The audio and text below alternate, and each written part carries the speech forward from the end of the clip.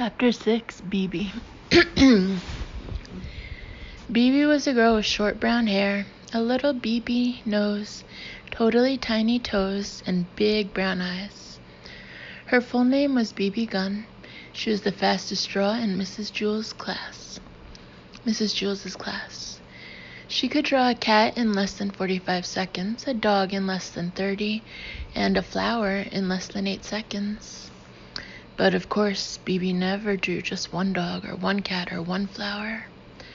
Art was from 12:30 to 1:30. Why, in that time she could draw 50 cats, 100 flowers, 20 dogs, and several eggs or watermelons. It took her the same amount of time to draw a watermelon as an egg. Calvin sat next to Bebe. He didn't think he was very good at art. Why, it took him the whole period just to draw one airplane. So instead, he just helped Bebe. He was Bebe's assistant. As soon as Bebe would finish one masterpiece, Calvin would take it from her and set down a clean sheet of paper. Whenever her crayon ran low, Calvin was ready with a new crayon. That way, Bebe didn't have to waste any time. And in return, Bebe would draw 5 or 6 airplanes for Calvin. It was 12:30, time for art. Bebe was ready. On her desk was a sheet of yellow construction paper. In her hand was a green crayon. Calvin was ready. He held a stack of paper and a box of crayons. "Ready, Bebe?" said Calvin. "Ready, Calvin," said Bebe. "Okay," said Mrs. Jules. "Time for art." She had hardly finished her sentence when Bebe had already drawn a picture of a leaf. Calvin took it from her and put another piece of paper down. "Red," called Bebe. Calvin handed Bebe a red crayon. "Blue," called Bebe. He gave her a blue crayon. They were quite a pair. Their teamwork was remarkable. Bebe drew pictures as fast as Calvin could pick up the old paper and set down the new. A fish, an apple, 3 cherries, bing, bing, bing. At 1:30, Mrs. Jules announced, "Okay, class, art is over."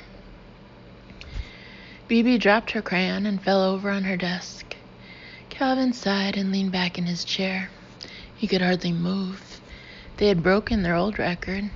Bebe had drawn 378 pictures. They lay in a pile on Calvin's desk.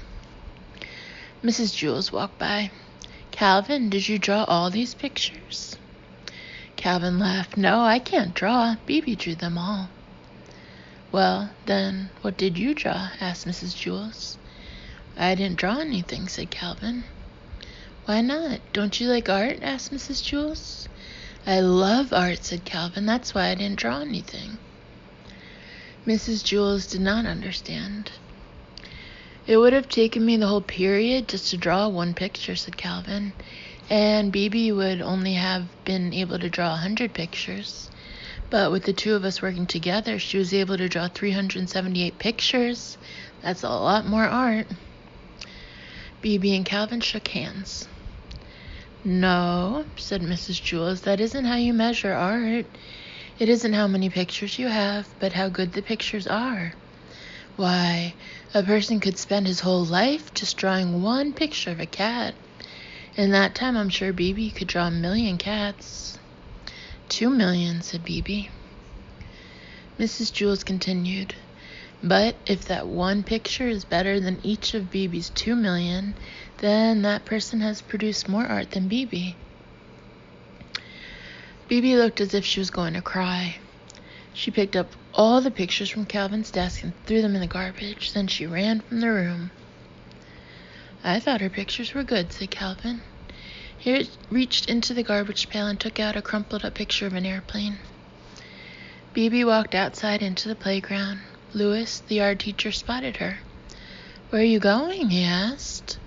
"I'm going home to draw a picture of a cat," said Bebe. "Will you bring it to school and show it to me tomorrow?" Louis asked. "Tomorrow?" laughed Bebe. "By tomorrow, I doubt if I'll even be finished with one whisker."